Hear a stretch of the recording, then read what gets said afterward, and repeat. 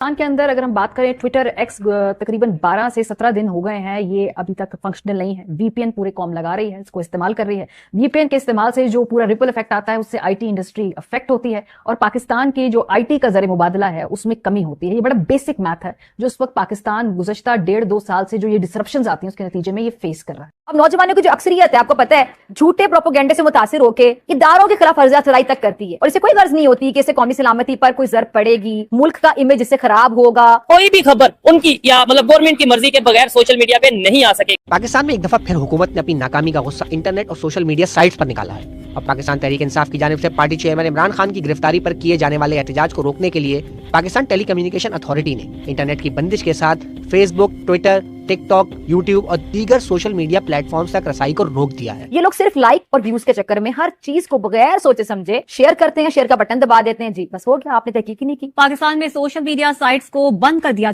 ऐसा ही हुआ। सुबह जब मैं उठी तो मेरे बहुत से प्यारे प्यारे दोस्त जो भारत में हैं उनके मैसेजेस भी थे, मेरे बहुत से पाकिस्तानी जो फ्रेंड्स हैं उनके भी मैसेजेस थे, लेकिन साथ साथ एक कॉल सुबह 9 बजे से मुझे आ रही थी। अब मेरे जैसे जर्नलिस्ट एक्टिविस्ट जो हम लोग पाकिस्तान से बैठ के काम करते हैं, हम कहीं भागे हुए नहीं है, ना हम लंदन में है, ना हम अमेरिका में है, हम ठीक इस्लामाबाद में कैपिटल में बैठ के बात करते हैं। हमारा ये साथ हमसाया इंडिया बिल्कुल है। वो लोग $140 बिलियन जो है ना सिर्फ सोशल मीडिया से कमा रहे हैं। आप लोग कितने बेवकूफ हो कि बजाय अपने मुल्क को आगे लेके जाने के आप अपने मुल्क को बिल्कुल पीछे बस्ती में लेके जा रहे हैं। एप्पल ने जो है ना अपना पाकिस्तान के लिए आईडीज बंद कर दी हैं। अच्छा, हम एप्पल पे आईडी क्रिएट ही नहीं कर सकते हैं। मुझे इस बात का वैसे नहीं पता, देखने वाले जरूर बताइएगा। आप कैसे कह सकते हैं? नहीं, क्योंकि मैं काम करता हूँ, मुझे तो पता है। देखिए, हम आईडी बनाते हैं, वो उसमें पाकिस्तान का नाम नहीं आता है। उसकी रीजन क्या है? उसकी रीजन ये है कि उन्होंने इंडिया वालों ने बंद कर दिया। मैं ये कह रही हूँ कि कहाँ तक बैन करवाएंगे, कहाँ तक उसकी आप वो ठीक है, क्यों इंडियंस हैं वो? क्योंकि वो लोग आईटी में आगे हैं, काम करके यूट्यूब से जो आपकी अर्निंग वो पब्लिक के मामले में पंगा नहीं लेती और पब्लिक जो है वो उनके गवर्नमेंट के मामले में पंगा। इंडिया ना हम सिस्टम ऑनलाइन टेक्नोलॉजी। एक आरजू काज़मी अकेली नहीं है, यहाँ पर बहुत से आरजू काज़मी हैं। अगर आप एक को डरा धमका के मार भी डालेंगे, उसके बाद भी लोग बोलना नहीं छोड़ेंगे, लोग बात करेंगे। बज़ाहिर ये लगता है कि सोशल मीडिया के ऊपर आज़ादी राय के ऊपर कदगन लगाने की संगीन कोशिशें की जा रही हैं, पर हम क्यों नहीं तरक्की कर सके? हम क्यों ऐसे हैं? हमने क्यों वो रास्ता छोड़ा जिससे तरक्की हो सकती थी? मेरी ये फ्रीडम ऑफ स्पीच है कि मैं पाकिस्तान की पॉलिसीज़ को क्रिटिसाइज़ कर सकूं, लेकिन अगर मैं कोई ऐसी बात करूं जिससे एक फ्रेंडली कंट्री की और पाकिस्तान के रिलेशंस ख़राब हो जाएं, तो ये उस हद से बाहर है जो आर्टिकल 19 में तहरीर शुदा है। इस हद को रेगुलेट करने के लिए बड़ी अच्छी बात है, पहले भी टेलीविज़न का पैमरा, दीगर इस तरह के इदारे इसी हद को रेगुलेट करने के लिए क्रिएट किए गए। अच्छी बात है, सोशल मीडिया के ऊपर भी कुछ रेगुलेशन होनी चाहिए। आपने असदूर को डराया, उनको अरेस्ट किया, जेल में डाला, क्या कुछ किया, वो भी नहीं डरे। एक बहुत लंबी लिस्ट है, आपने कई जर्नलिस्ट जो हैं उनको मार भी डाला गया। पाकिस्तान में इस्लामाबाद खासतौर पे जहां पर मैं मौजूद हूँ, उसके लिए कहा जाता है, अगर आप लोग गूगल करें तो आपको गूगल में भी मिल जाएगा कि सबसे ज्यादा डेंजरस सिटी है इस्लामाबाद। किसी भी तरह के जर्नलिस्ट के लिए इस्लामाबाद से बढ़कर कोई नहीं है, यानी सबसे ज्यादा डेंजरस सिटी के नाम से या नंबर पे फर्स्ट नंबर पे जो है वो इस्लामाबाद का नाम आता है। मैं इस्लामाबाद में मौजूद हूँ और मैं यहाँ पे साफ बता रही हूँ कि मैं डरती किसी के बाप से भी नहीं हूँ। मैं तो क्वेश्चन ये है कि हम क्यों नहीं इस मुल्क को चलने देते? किसी का कोई कसूर नहीं है, कोई हमारे खिलाफ साजिश नहीं करता, हम खुद साजिश करते हैं। अब वो जिसे पंजाबी कहते ने अपने आप को बंदा क्या कोसता रहे, हम खुद ही लोग हैं, हम खुद हैं वो लोग। तो दोस्तों, पाकिस्तान में इस वक्त हड़कंप मचा हुआ क्योंकि बड़े बड़े यूट्यूबर्स का चैनल बंद करने की बात हो रही है। वहां पे तो पूरी तरह से नेट बंद कर दिया गया और बड़े बड़े यूट्यूबर जैसे रियल एंटरटेनमेंट टीवी, शोएब भाई का चैनल हो गया, जैसे साहिला नायला का चैनल हो गया, जैसे सना अहमद का चैनल, जैसे निमरा अहमद ऑफिशियल का चैनल हो गया। दोस्तों, ये सारे चैनल्स को दोस्तों अभी तक के लिए बंद किया गया। बंद नहीं, एक तरह से बोला गया है कि वीडियोस आप नहीं डालेंगे, कुछ भी हो जाए। ये लोग को दोस्तों भारत का एजेंट बताया जाता है और भारत के एजेंट होने की तरफ से इन लोग दोस्तों भारत की तारीफें करते हैं और केवल सच्चाई के बारे में बातें करते हैं। तो उनको पकड़ लिया गया, एक तरह से उनको बैठा के उनसे बातचीत हो रही है। दोस्तों, पाकिस्तानी यूट्यूबर्स के संग क्या कुछ हो रहा है, इसके लगातार आपको अपडेट्स हम देते रहेंगे। प्लीज चैनल को सब्सक्राइब कर लीजिएगा, वीडियो को लाइक कर लीजिएगा। आइए देखते हैं पहले पूरा वीडियो। दोस्तों, आरजू काज़मी क्या बोल रही है, उनकी बातें सुनते हैं, उसके बाद मिलते हैं। चलिए। कि सबसे ज्यादा डेंजरस सिटी है इस्लामाबाद। किसी भी तरह के जर्नलिस्ट के लिए इस्लामाबाद से बढ़कर कोई नहीं है, यानी सबसे ज्यादा डेंजरस सिटी के नाम से या नंबर पे फर्स्ट नंबर पे जो है वो इस्लामाबाद का नाम आता है। मैं इस्लामाबाद में मौजूद हूँ और मैं यहाँ पे साफ बता रही हूँ कि मैं डरती किसी के बाप से भी नहीं हूँ। मैं जो बात करनी होगी वो मैं करूंगी, और अगर आप लोग अपने आप को सही साबित करना चाहते हैं तो आपको अपने आप को ठीक करना होगा। आपको अपनी आदत खत्म करनी होगी कि आप लोग जो है लोगों को डराएंगे, धमकाएंगे और मुल्क का बेड़ा गर्क करके जो आप लोगों ने रखा है उसमें सभी शामिल हैं। पॉलिटिशियंस भी हैं, ब्यूरोक्रेट्स भी हैं, टेक्नोक्रेट्स भी हैं, एजेंसीज भी हैं, आर्मी भी है, और हमारा ये सब कुछ सभी का किया धरा है। कोई एक ऐसा नहीं है जिसको हम कहेंगे सिर्फ इसी की गलती है या यही शामिल है इस मुल्क का बेड़ा गर्क करने में। लेकिन बहरहाल अब जब लोग बात कर रहे हैं, लोग बात करते रहेंगे, चाहे आप इंटरनेट सर्विसेज डाउन कर दें, चाहे आप सोशल मीडिया बैन कर दें, चाहे आप लोगों को डराएं धमकाएं, चाहे आप घरों से उठा के ले जाएं, चाहे आप मारे पीटें, चाहे आप कुछ भी करें, लोग अब डरने वाले, घबराने वाले नहीं है कि जी इस किस्म की कॉल्स जो है वो मुझे की जा रही हैं, इस किस्म की मुझे धमकियां दी जा रही हैं। और मुझे यकीन है मेरे देखने वाले, मेरे सुनने वाले और मेरे सब्सक्राइबर्स, मेरे दोस्त और हर कोई जो थोड़ा बहुत भी सेंस रखता है वो डेफिनेटली जो है वो अपने दिल में ख्याल रखेगा कि यहाँ पर क्या हो रहा है। वीडियोस पे हमारी नजर रखिएगा, आती रहेंगी, और किसी वक्त ना आए तो समझ जाइएगा कि एक्शन हो गया है। लेकिन जब तक, और मैं देखता हूं सारा टाइम पाकिस्तान के मीडिया के ऊपर कभी ये कोई डिस्कशन नहीं हुई कि पाकिस्तान की इंडस्ट्रियल पॉलिसी क्या है, इंडस्ट्रियल ग्रोथ में हमारी रुकावटें क्या है, हमारी जो है वो इकोनॉमिक पॉलिसी क्या है, हम यूथ को कैसे एम्पावर कर सकते हैं। एक ही डिस्कशन पाकिस्तान पे टीवी पे होती है, इमरान खान जेल में है, इमरान खान को जेल से बाहर निकालो। पाकिस्तान का media doesn't discuss anything which is good for the society. They always discuss one thing कि एक बंदे को बाहर निकालो। मुझे तो ये लगता है कि ये सारे का सारा, ये सारी की सारी जो सिचुएशन लगती है यार, इस मुल्क के अंदर सिर्फ एक बंदा है और लोग नहीं रहते। ये जो 25-26 करोड़ की हम बात करते हैं, ये क्या उनका मुल्क नहीं है?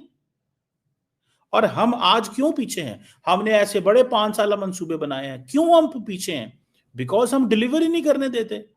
मुझे याद है इमरान खान साहब जाने से पहले जब उनके खिलाफ वोट ऑफ नो कॉन्फिडेंस आया, डेलिबरेटली तेल की कीमतें इतनी सस्ती कर गए और आईएमएफ का मुआहदा तोड़ के चले गए। क्यों? क्योंकि आईएमएफ हुकूमत से नाराज होगी, इनसे मुल्क डिफॉल्ट कर जाएगा। मुल्क डिफॉल्ट कर जाएगा तो मैं कहूंगा ये है वो लोग जिनको तुम लेके आए हो। मैं ही अच्छा था, मुल्क चला रहा था। जब सियासतदान ये काम करें एंड देन हमारे ही लीडर आईएमएफ को खत लिखें और ये कहें कि सर जी पाकिस्तान को आईएमएफ का प्रोग्राम ना दीजिएगा, मुझे ये बताएं दुनिया में कौन सा ऐसा बंदा जो ऐसे करता है? मैं तो सिर्फ इस चीज को जानना चाहता हूं। लेकिन ये जरूर है कि मेरी पूरी कोशिश होगी कि मैं भी अपने दोस्तों, चाहे वो असद तूर हो, चाहे वो मतीउल्लाह जान हो, चाहे एजाज सैयद हो, उन्हीं की तरह डट के खड़ी रहूं। अब जो लोग डरा धमका रहे हैं, जो लोग इसके पीछे काम कर रहे हैं, उन लोगों का भी मुझे बहुत अच्छे से अंदाजा है। मुझे मालूम है लाहौर से बैठकर ये सब कुछ कौन करवा रहा है और क्यों करवा रहा है, वो भी मालूम है। लेकिन क्या किया जाए जी, जो लोग गटर क्लास होते हैं वो गटर से निकल भी आए तब भी उनकी क्लास तो नहीं बदलती। तो मेरा ख्याल है कि वो इसी तरह की घटिया हरकतें करते रहें, उनसे हमें कोई फर्क पड़ता नहीं है। हमारी ये गलती होती है कि हम हर एक को जो है वो हर एक के ऊपर शुरू में बिलीव कर लेते हैं और ट्रस्ट कर लेते हैं, और उसके बाद जब उनकी गटर क्लास हमें पता लगती है तब तक हम काफी ज्यादा जो है अपना नुकसान कर चुके होते हैं। मेरे तो खैर लोग पैसे भी खाकर भागे हुए हैं, मेरे ही पैसे का अपने घर में माइक लगाकर और मेरे ही पैसे का जो है वेबकैम लगाकर मुझे ही गालियां निकालते रहे हैं। लेकिन खैर उससे कोई फर्क पड़ता नहीं है, क्योंकि कहीं ना कहीं कहते हैं कि एक ऊपर वाला भी होता है और उसकी लाठी भी आवाज होती है और वो ऐसे लोगों के सर पे पड़ती रहती है, और इस तरीके से उनके कुछ ना कुछ होता रहता है। हमें उनके खिलाफ कुछ करने की जरूरत नहीं होती, उनके ऊपर सिर्फ एक कहने चाहिए इग्नोर करके आगे बढ़ जाना चाहिए। लेकिन बहरहाल यहाँ पर हाल ये है कि ना तो कोई पारा चनार की बात कर रहा है, ना टीवी चैनल्स कोई खास बात कर रहे हैं, ना बलूचिस्तान में क्या हो रहा है, ना ये बताया जा रहा है। कुरम एजेंसी वहां का भी हाल खराब है। आप सभी जानते हैं कि पाक अफगान बॉर्डर पे भी टीटीपी के अटैक्स जो है वो जारी हैं और बार बार जो है वो बात करने की कोशिश की जा रही है तालिबान के साथ, यानी कि जो तालिबान की गवर्नमेंट है उसके साथ, लेकिन वो भी कुछ सुनने को तैयार नहीं है, कुछ मानने को तैयार नहीं है। इसलिए कि दोनों तरफ जो है, चाहे वो पाकिस्तान हो चाहे वो अफगानिस्तान हो, दोनों तरफ जो है ट्रस्ट जो है एक दूसरे के ऊपर तकरीबन खत्म ही समझे। तो दोस्तों हमारे सारे व्यूअर्स को सबसे पहले हार्दिक शुभकामनाएं, नव वर्ष मंगलमय हो आप सभी को, आप सभी के परिवार को। और दोस्तों नव वर्ष के साथ साथ पाकिस्तान में हड़कंप मचना शुरू हो गया है। नए वर्ष आते ही वहाँ पे कुछ न कुछ जो सुनने को मिलता रहता है। जैसे पिछले साल भी कुछ न कुछ बड़ा सुनने को मिला था, इस साल भी कुछ बड़ा सुनने को ये मिला है कि पाकिस्तानी बड़े बड़े यूट्यूबर्स हो गए, नामी यूट्यूबर्स हो गए दोस्तों, उनको शायद लगातार फ़ोन कॉल्स किए जा रहे हैं। अभी आपने सुना है आरजू काज़मी के मुँह से कि उनको लगातार फ़ोन कॉल्स किए जा रहे थे और बोला जाता है लाहौर, और लाहौर बुला के उनसे बातचीत की जाती है, उनसे कौन पूछताछ किया जाता है कि आप भारत की तरफ से आप क्यों इतना बोलती हैं और भारत की तारीफ क्यों इतना करती हैं। भारत के बारे में लगातार ये लोग जो सच्चाई बोलते हैं ये मेन स्ट्रीम चैनल पे तो दिखा नहीं पाते, उनको शर्म आती है। जो सना अमजद है वो सना अमजद की बात नहीं कर रहा हूँ मैं बात कर रहा हूँ हमारी मुख्य किरदार जो पाकिस्तान की सबसे फेमस जर्नलिस्ट फिजा खलीफा की, फिजा खान की। फिजा खान ने दोस्तों जो कुछ किया है आपने अभी तक देखा होगा, फिजा खान कितनी फेमस है पाकिस्तान में, और फिजा खान लगातार झूठ पे झूठ, जितना झूठ हो सकता है पाकिस्तान की तारीफ में वो बोल डालती हैं और भारत की बेइज्जती करती रहती हैं और भारत की बुराई और भारत के अंदर जो मुसलमानों पे जुल्म होता है ये सारी कुछ भी अनाप शनाप चीज़ें वो बोलती रहती हैं लगातार, और उनकी बातों को सुनते हैं लोग और वही सुनकर के भड़कते हैं। और यही दूसरी तरफ जो यूट्यूब चैनल है दोस्तों वो सच्चाई दिखाने की कोशिश भी करती है, ग्राउंड लेवल पर वो लोग काम करते हैं, दिखाते हैं, उधर के लोगों से बातचीत करते हैं, उनको समझाते भी हैं। हमारे शोएब भाई हो गए चाहे आबिद भाई हो गए, लगातार उनके बारे में बातचीत करते हैं, इंडिया के बारे में तारीफ करते हैं, मोदी की और सच्चाई के बारे में बोलते हैं, कुछ गलत नहीं बोलते वो लोग, केवल सच के बारे में बोलते हैं और उनके साथ क्या कुछ हो रहा है और क्या कुछ होने वाला है इसके भी लगातार आपको अपडेट्स हम देंगे। प्लीज चैनल को सब्सक्राइब करे रहेगा दोस्तों, वीडियो को लाइक किए रहेगा, और सारे चैनल्स पे अभी तक कोई वीडियो नहीं पड़ रहे हैं, 2-3 दिन 4 दिन हो गए हैं और एक हफ्ते से शोएब भाई के चैनल में वीडियो को नहीं पड़ा हुआ है क्योंकि उनको साफ तौर से मना किया गया और उनके चैनल को अभी बंद शायद न कर दिया जाए, ये भी हम आपको अपडेट्स लगातार देंगे। और दोस्तों बात करते हैं बड़े बड़े चैनल के बाद, आरजू हमारी जो काज़मी अभी बात कर रही थी उन्होंने भी साफ तौर से बताया कि उनको किस तरह से कॉल्स आ रहे थे, कॉल्स लगातार आ रहे थे। जब कॉल्स उन्होंने आंसर किया तो पता चला कि लाहौर से कॉल आ रहा है, उनका कोई फेडरल डिपार्टमेंट है जो FDI है वहीं से कॉल आ रही थी, वहां से उनको गई, वहां पे लाहौर में उनको बुलाया गया जबरदस्ती और बोला गया, साफ तौर पर उनको दिखाया गया, धमकी भरे कॉल्स आ रहे थे, अगर आप नहीं आती कल लाहौर तो आपको उठा लिया जाएगा। तो इससे अच्छा क्या है, आपको तो नहीं ही जाना चाहिए था, उठा के ले जाते, आपको आराम से बैठा के लेके जाते हैं वहां पे, जो आपको वहां से फ्लाइट्स करनी पड़ती, जो ट्रेन करने पड़ते, उसके खर्चे आपके बच जाते हैं और आपको इतना मेहनत करने की जरूरत नहीं पड़ती, उठा के लेके जाते हैं वहां पे, बातचीत कुछ करते, पूछताछ करके वापस भी भेज देते। लेकिन जो बड़े बड़े भी यूट्यूबर्स हैं उनके बारे में कुछ भी पता नहीं चल रहा है, जैसे ही पता चलता है हम आपको अपडेट्स उसके जरूर देंगे। तो प्लीज चैनल को सब्सक्राइब किए रहिएगा ताकि आपको उसके नोटिफिकेशन लगातार पहुंच पाएं। तो दोस्तों मिलते हैं किसी और दिन इससे भी अच्छी और इससे भी शानदार वीडियो के साथ और इससे भी लाइव, इससे भी ज्यादा अपडेटेड वीडियो के साथ। तब तक के लिए दोस्तों जय हिंद और हैप्पी न्यू ईयर।